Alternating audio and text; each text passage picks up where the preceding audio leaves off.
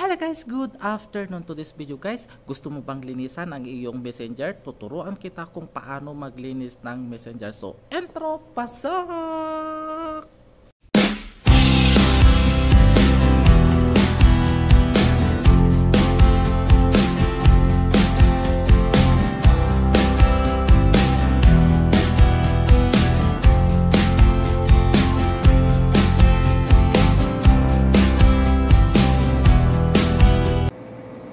Ayan, mag-start na tayo guys. Pindutin nyo lang ang inyong messenger. And then, itong tatlong guhit dito sa baba. And then, yung settings, nakikita nyo yan. And then, i-scroll down nyo lang. Makikita nyo itong device storage. Pindutin nyo lang.